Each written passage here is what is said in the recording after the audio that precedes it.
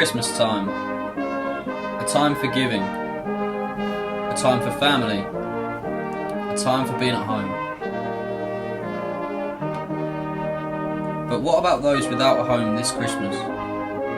Those who have been left in the gutter for the festive season. The Salvation Army is here to help. With the work of the volunteers, it allows the homeless to experience a proper Christmas.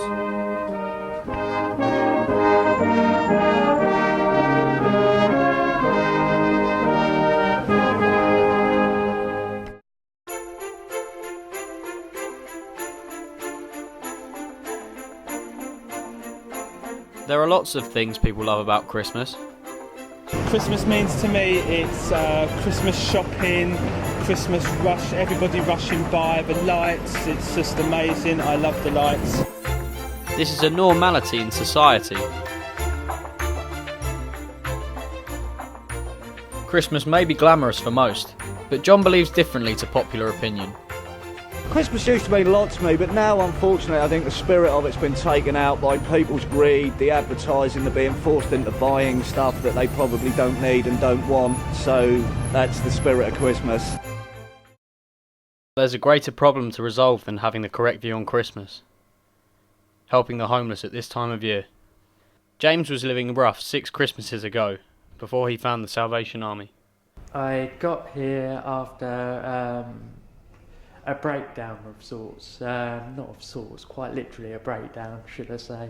Left my place, walked out onto the streets. Just stereotypical really. I sort of went on holiday, come back on holiday, had enough of life, decided I was going to die on the streets about that time really. I thought, starve myself to death, hence the gauntness. And I sort of came past here one day. I figured I was in need of a jacket. So the first time it was shut, so I sort of went my separate way and sort of didn't turn up for quite a few weeks until it got really cold, because coincidentally it was about Christmas again. And at Christmas I did ask for a jacket. And then there was a member of staff who convinced me. And yeah, from then I've been volunteering for 6-7 years, I think.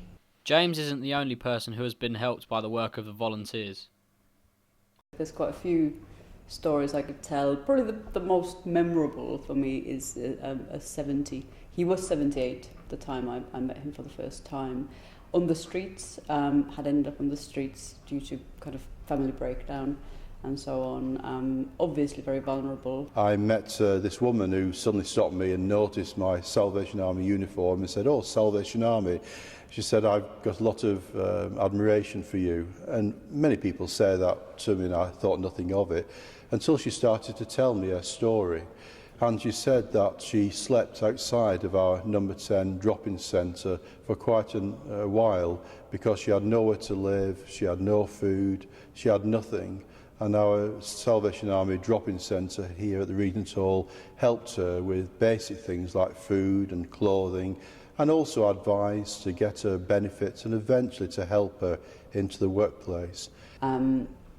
We managed to locate a place that was able to... He's got very severe support needs, and we were able to locate a place where they were willing to take him on board, and he's now housed and he still comes to see us every week, keeps in touch, and he's in much better place, and obviously being now 81, I think he really needs to be indoors, so that's a nice little success story.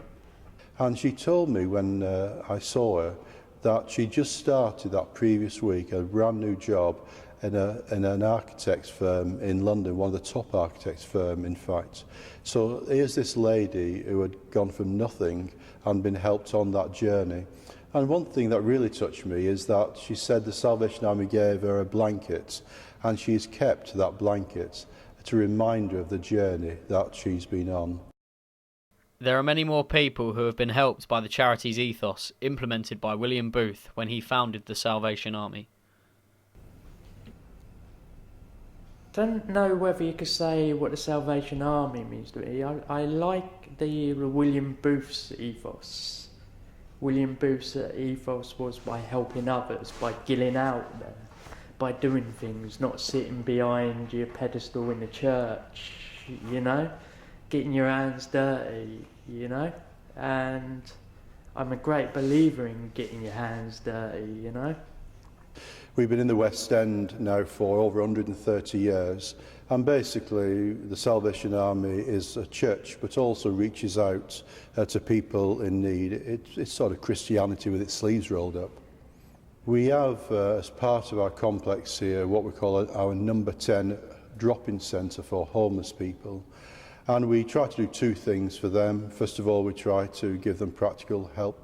And secondly, we try to give them advice and to help them in different ways. So we run a homeless drop-in centre basically, not only for homeless people but also for people who are housed but might be vulnerable in other ways.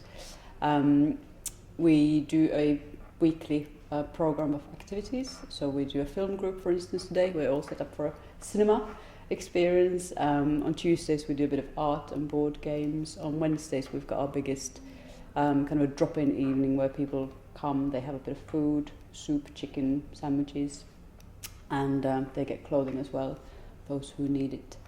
And then on Fridays we have table tennis every week, so we do a little tournament, people playing each other. And on top of that we also see individuals kind of one-to-one. It's not all fun and games, it's also kind of more serious stuff where we see to people's issues. We try to help them the best that we can. Although the Salvation Army have many Christmas success stories, they're looking for more, and your contribution could help achieve that. So next Christmas, when you're spending time at home with your family, spare a thought for those who don't have that option. So I hope you enjoy the music. There's more Christmas carols to come. Do stay and have a listen, and there'll be some more talk later on.